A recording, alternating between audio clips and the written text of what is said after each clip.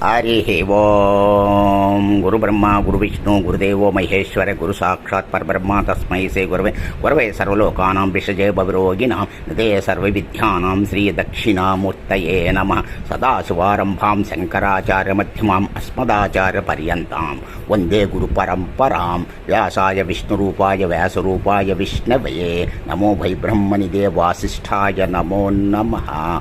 ఓం ప్రియ భగవద్బంధులారా, శ్రీరామదూతం శిరసాన్నమామి. శ్రీరామదూతం శిరసాన్నమామి. ఆంజనేయం మహావీరం బ్రహ్మ విష్ణు శివాత్మకం తరుణాత్కర ప్రభాశాంతం రామదూతం నమామ్యహం.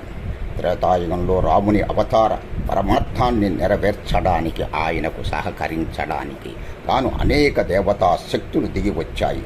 అటువంటి వారిలో ఆంజనేయుడు ప్రముఖుడు.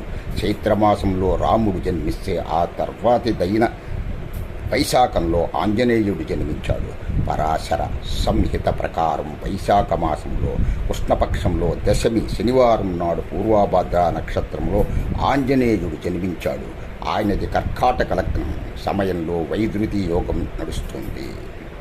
మన వాళ్ళు దశమి తిథిని ప్రమాణంగా తీసుకుని హనుమత్ జయంతి నిర్వహించుకుంటారు. ఆయన తల్లిదండ్రులు కేసరి, అంజని త్రిమూర్తుల అంశతో జన్మించినందువల్ల అంజనీపుత్రుడు మహావీరుడయ్యాడు. ఆయన చరిత్ర ఒక అద్భుతం. ఆంజనేయుడు అద్భుత శక్తిగల హనుమకు సప్త సముద్రాలను లంఘించే శక్తి పరమశివుడు ఇచ్చాడు. జలం వల్ల హాని లేని వరాన్ని వరుడ దేవుడు ఇచ్చాడు. తన ఎటువంటి హాని కలుగని అగ్ని వరం ఇచ్చాడు. యముడు మృత్యుంజయత్వాన్నిచ్చాడు. నిత్య సంతోషిత్వాన్ని కుబేరుడు కల్పించాడు. కామజయాన్ని కామదేవుడు, అష్టసిద్ధులను ఆదిత్యుడు ఇవ్వగా సకల వేదపారాయణలు తెలిసిన వాడుగా, బ్రహ్మాస్త్రానికి సైతం కట్టుబడనక్కర్లేని వాడిగా బ్రహ్మదేవుడు దీవించాడు. మనోజవం మారుతతుల్య వేగం జితేంద్రియం బుద్ధిమతాం వరిష్టం వాతాత్మజం వానరయూత ముఖ్యం శ్రీరామదూతం శిరసాన్నమామి. శ్రీరామదూతం శిరసాన్నమామి. హనుమంతుడు కార్యసాధకులకు మార్గదర్శి, ప్రభుభక్తికి పరాయణుడు, త్యాగానికి మారుపేరు. ఆయన బలంతో పోల్చదగిన బలం ఎవరికీ లేదు కనుక ఆయనను అతులిత బలధాముడు అంటారు.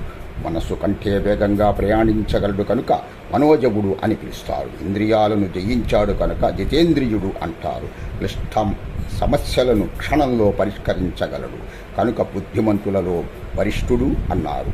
శతయోజనాల విస్తరణం కలిగిన సముద్రాన్ని లంఘించిన వానర యోధులలో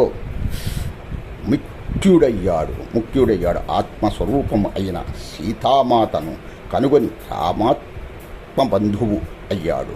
ఆయన దేహం బంగారు వర్ణంలో మెరిసిపోతూ ఉంటుంది కనుకనే హేమశైలాభదేహం అని హనుమంతుడిని వర్ణనలో కనిపిస్తుంది. సీతాన్వేషణ సమయంలో పలుమార్లు వానర సేవకు సందేహ నివృత్తి చేశాడు కనుక ఆయనను సంకట విమోచనిగా కొలుస్తాం. జై శ్రీరామ్, జై వీరాంజనేయ, జై వీరభక్త హనుమాన్, జై వీరభక్త హనుమాన్. ఓం శాంతి శాంతి.